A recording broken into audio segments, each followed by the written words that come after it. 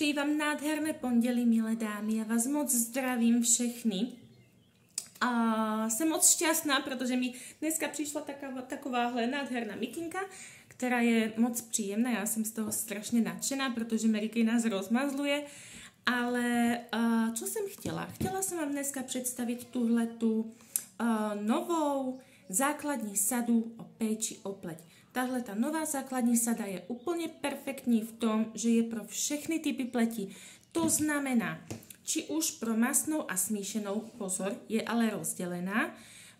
To znamená, že čištění a krém je zvlášť jiný pro mastnou a smíšenou pokožku a zvlášť pro suchou a normální pokožku. V čem je rozdíl? V tom, že tahle sada, ona je pro, teď momentálně mám v ruce pro mastnou a smíšenou pokožku, pohlcuje mastnotu. To znamená, že když máte moc mastnou pokožku, tohle vám fakt stáhne ten mas. Úplně ne. To jako, když si to dáte poprvé na sebe, tak nečekejte úplné zázraky. To tam jde prostě o tu dlouhodobější péči o pleť. Ale už po prvním použití budete cítit ten rozdíl a budete ho vidět. Ona krásně vyčistí pleť. Je to spíš taková gelovitý krém vevnitř. Pro suchou pokožku je spíš takový krémovitý. Ale fakt takový příjemný, fakt jako krémík. No a pro suchou pokožku ten čistič a ten krém obsahují navíc slunečnicový olej.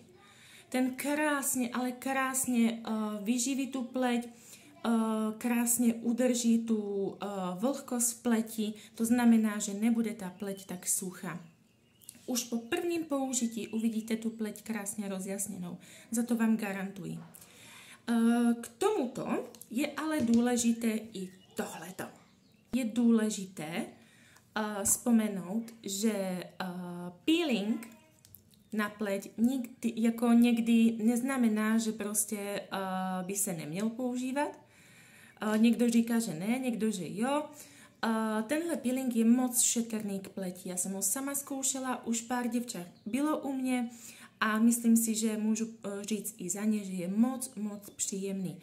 Peeling je důležitý na to, že až si vyčistíte pleť, a nanesete si na vlhkou pleť krásně ten peeling, vypeelingujete si pokožku.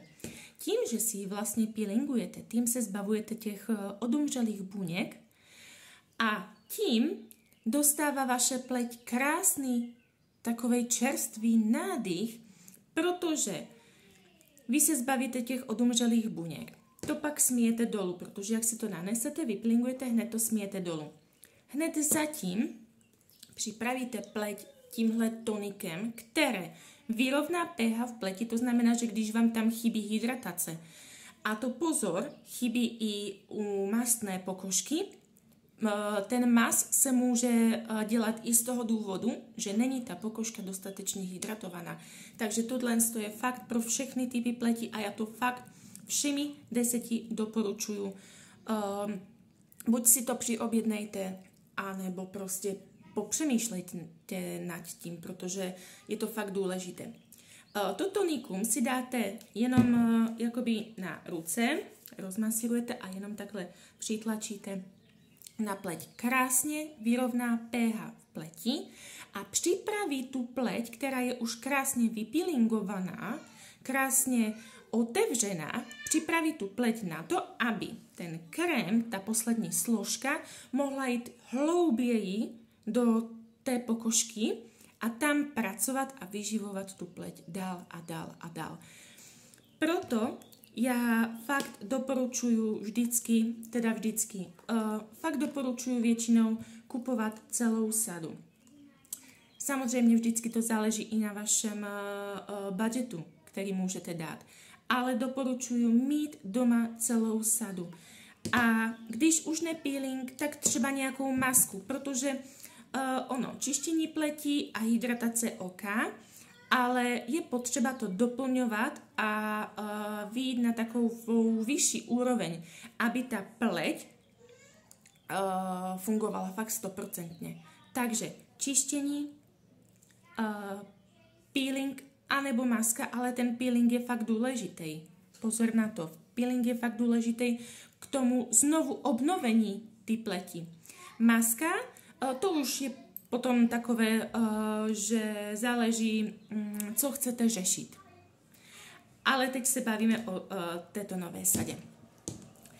A tonikum je fakt důležité na to připravení pleti a vyrovnání pH, protože to potřebuje každá jedna pokožka.